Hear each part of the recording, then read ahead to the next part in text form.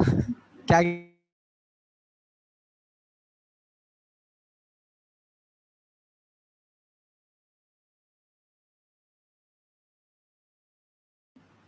तो यहाँ पर आपने जस्ट क्या किया, -7 है क्योंकि ये आपके पास x वैल्यू है, ठीक है, और ये आपके पास y है, तो x² + y² के डायरेक्टली तो आंसर आ गया, ठीक है। ऐसा आप समझिएगा नहीं कि आयोटा लिखा तो आप यहाँ पे ब्रैकेट में आयोटा लिख दें।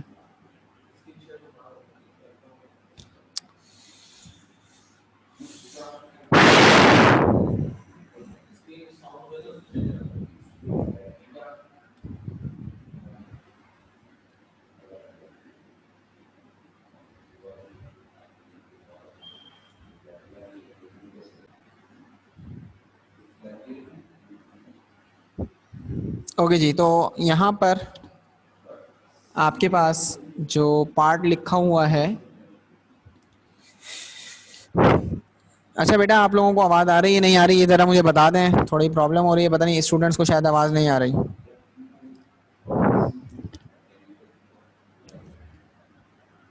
तो अगर आपको वॉइस क्लियर है तो मुझे ज़रा बता दें कि वॉइस क्लियर है या नहीं है, क्योंकि आ रही है तो ठीक है, गुड। तो कट कट के आ रही है, बट आई थिंक मुझे लग रहा है कि कुछ नेट इश्यूज हों, शायद मुझे लग रहा है इस तरह आज के दिन, क्योंकि कट कट के आ रही है, बट ये कि वॉइस आ रही है आप लोगों के पास, ठीक है।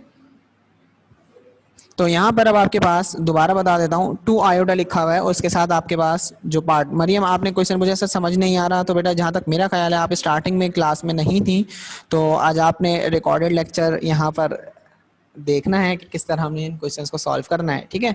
तो यहाँ पर अब आप देखें, सबसे पहले तो इसको अरेंज कर लें। अगर आप अरेंज करेंगे तो इसको हम किस तरह लिखेंगे अरेंजमेंट के बाद, क्योंकि पहले रियल पार्ट आता है बाद में इमेजिनरी पार्ट आता है, तो आप इसको पहले अरेंज कर लें, 1 + 2 आयोटा लिख लें, ठीक है।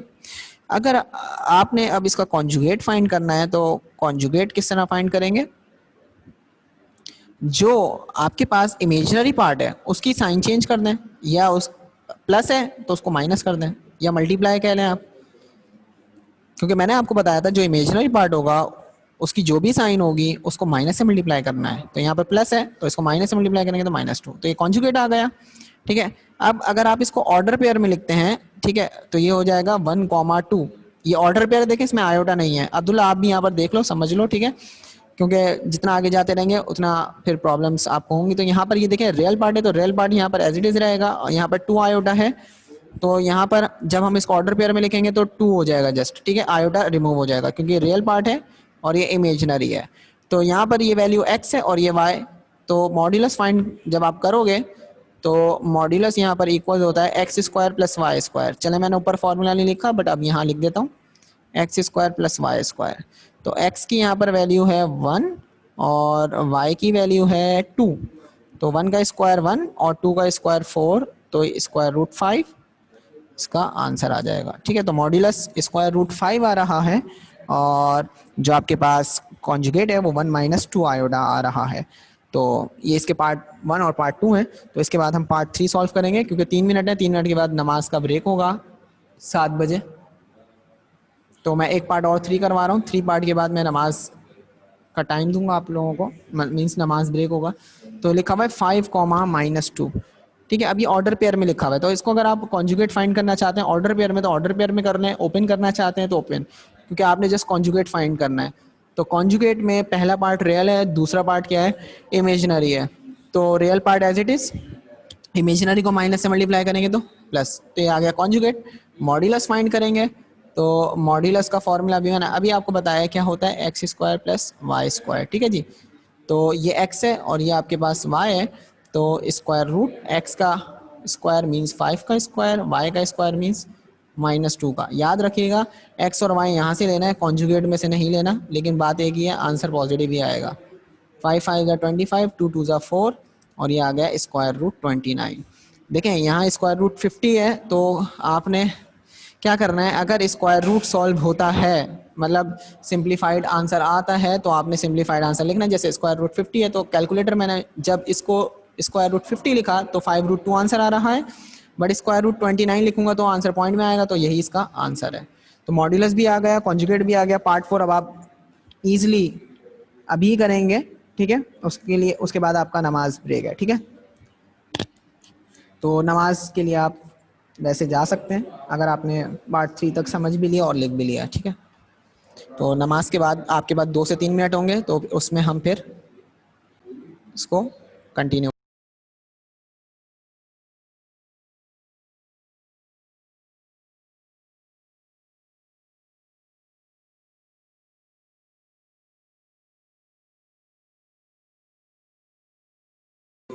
ओके क्लास कंटिन्यू करते हैं, ठीक है। तो यहाँ पर मैंने आपसे कहा था कुछ, तो कंटिन्यू करना था। अब हम इसके बाद क्वेश्चन नंबर 4 कंप्लीट करेंगे, ठीक है, क्योंकि क्वेश्चन नंबर 3 का आज के दिन टाइम नहीं है, तो इंशाल्लाह ताला कल हम क्वेश्चन नंबर 3 करेंगे, बट अभी हम क्वेश्चन नंबर 4 कंप्लीट करेंगे, ठीक है।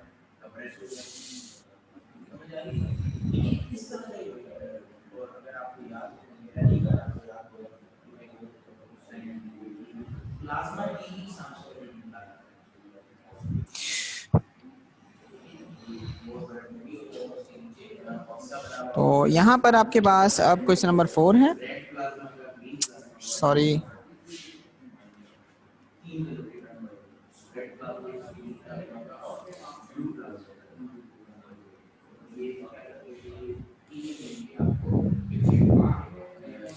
क्वेश्चन नंबर 4 में आपसे कह रहा है find the additive and multiplicative inverse of the given, जो भी आपके पास पार्ट्स हैं वो। तो यहाँ पर जल्दी से एडिटिव इनवर्स और मल्टीप्लिकेटिव इनवर्स के फॉर्मूलाज देख लें ज़रा।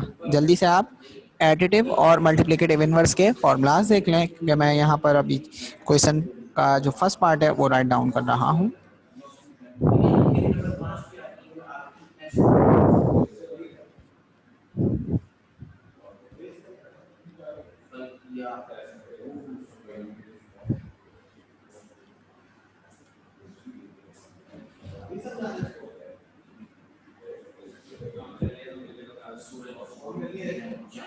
तो मैंने जस्ट अभी 4 पार्ट्स लिखे हैं, तो आप जल्दी से एडिटिव इनवर्स और मल्टीप्लिकेटिव इनवर्स देख लें।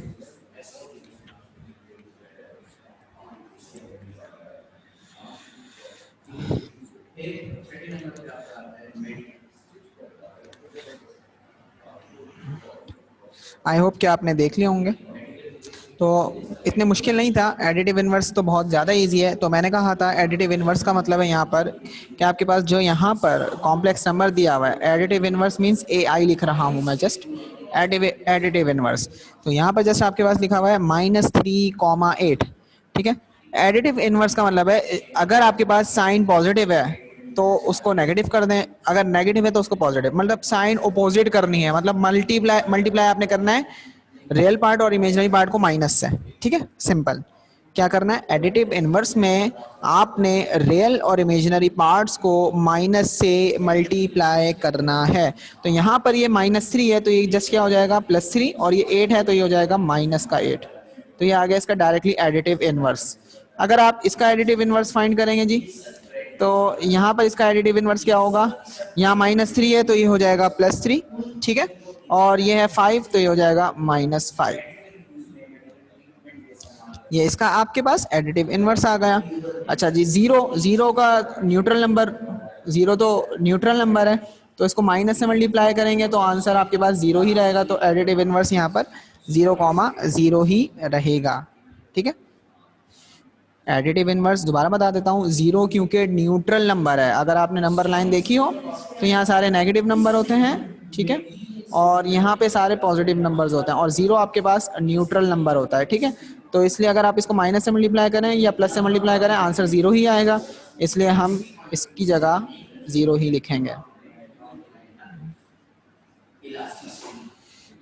इसका एडिटिव इनवर्स अगर आप फाइंड करेंगे तो बहुत ही सिंपल है, रूट में वैल्यू है या नहीं है। +√3 है तो ये -√3 हो जाएगा, +√2 है तो ये -√2 हो जाएगा। तो ये आपके पास आ गए सारे एडिटिव इनवर्स। अब मल्टीप्लिकेटिव इनवर्स का फॉर्मूला क्या था, a/a² + b², ठीक है। एडिटिव इनवर्स का फॉर्मूला क्या था,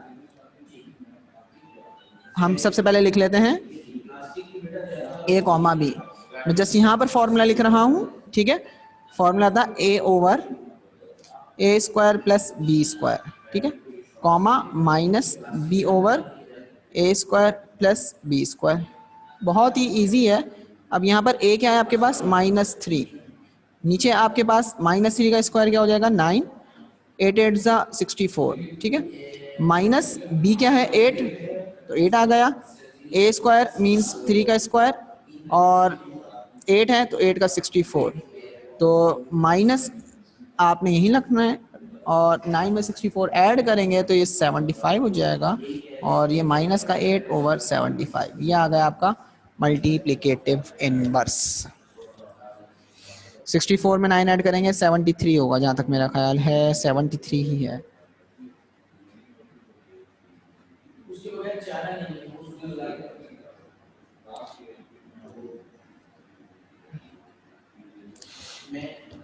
आई होप कि आपको ये क्लियर हो गया होगा। अब अगर आपने यहाँ पर मल्टीप्लिकेटिव इनवर्स फाइंड करना है तो मल्टीप्लिकेटिव इनवर्स यहाँ पर देख लें। ए क्या है आपके पास, -3, बी क्या है 5, तो ए ओवर ए स्क्वायर मीन्स 3 का स्क्वायर 9, 5 5 ज़ा 25, बी क्या है 5, फॉर्मूले का माइनस तो -5 ओवर 9 ओवर 25, तो जस्ट ये हो जाएगा माइनस का 3, 25 में आप अगर 9 ऐड करते हैं तो 25 प्लस 9 34, तो -5 ओवर 34। अब इसी तरह एडिटिव इनवर्स तो ज़ीरो है, बट मल्टीप्लिकेटिव इनवर्स ज़ीरो का पॉसिबल नहीं है क्योंकि 1/0 आपके पास इक्वल होता है इन्फिनिटी का, ठीक है। 1/0 क्या होता है, इन्फिनिटी, और इन्फिनिटी का मतलब होता है कि कोई नंबर तक हम पहुंच नहीं सकते, मतलब ज़िंदगी ख़त्म हो जाएगी बट काउंटिंग नहीं होगी।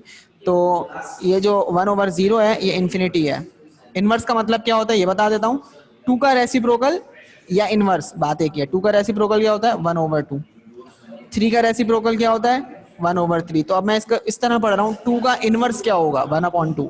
3 का इनवर्स क्या होगा, 1/3। 4 का इनवर्स क्या होगा, आप बताएंगे 1/4। तो इसी तरह यहाँ पे कह रहे हैं 0 का इनवर्स, तो 0 का इनवर्स 1/0 होगा और 1/0 बराबर होता है इन्फिनिटी के। तो और इन्फिनिटी आपके पास मतलब एग्जिस्ट, मतलब आप यहाँ पर अब जस्ट लिख देंगे मल्टीप्लिकेटिव इनवर्स डजंट एग्जिस्ट।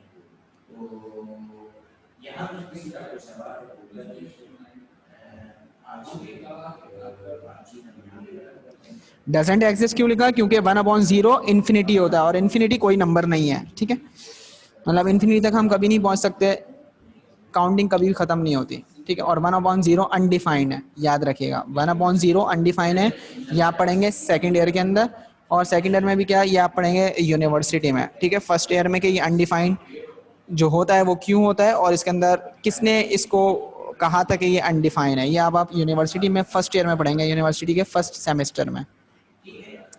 देखें मल्टीप्लिकेटिव इनवर्स है ये आपके पास है, तो यहाँ पर सबसे पहले आपके पास है ए, तो यहाँ पर आ गया ए, ठीक है। ए स्क्वायर है तो हो जाएगा √3 का स्क्वायर प्लस √2 का square, comma minus √2 over √3 whole square. Sir Noor कल आप जाएंगे कॉलेज, ठीक है कल मिलते हैं।